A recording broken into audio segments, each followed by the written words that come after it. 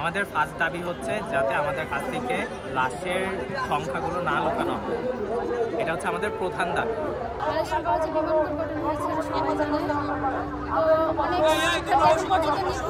ওদের কোনো খোঁজ খবর পাওয়া যাচ্ছে না, এখন জানা যাচ্ছে যে লাশ খুন করা হচ্ছে কলেজ থেকে। কালকে রাত্রে নাকি অ্যাম্বুলেন্স আসছে লাশ নেওয়ার জন্য, তো হোস্টেলে স্টুডেন্টরা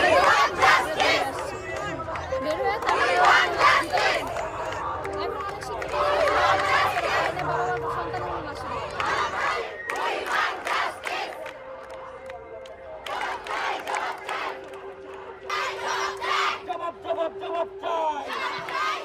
প্রতিদিন আমি এইখানে আসছি, কিন্তু গতকালকে ফরচুনেটলি ওকে আমি ইনফর্ম করলাম তুমি মেন গেটে আসো, যেহেতু ওইদিকে রাস্তাটা খারাপ, বাইক নিয়ে ঢুকতে পারি না।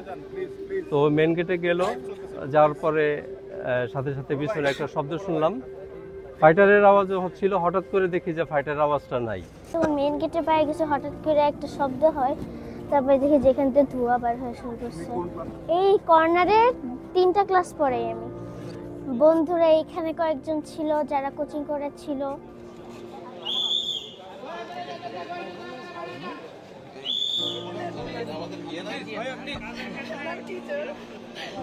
তৃতীয় শ্রেণী আমাকে এই বিমান দুর্ঘটনার পর কাল দুপুর থেকে আমরা প্রতিটা হসপিটালে এবং এই স্কুলেও খোঁজাখুঁজি করেও এখনও তার কোনো সন্ধান আমরা পাইনি।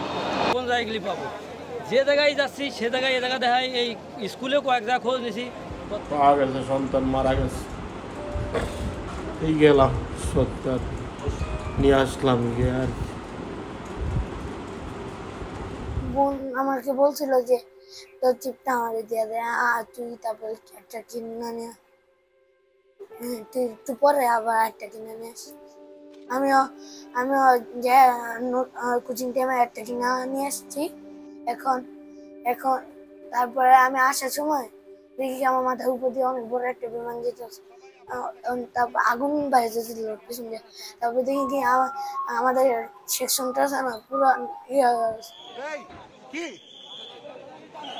বুঝলাম না।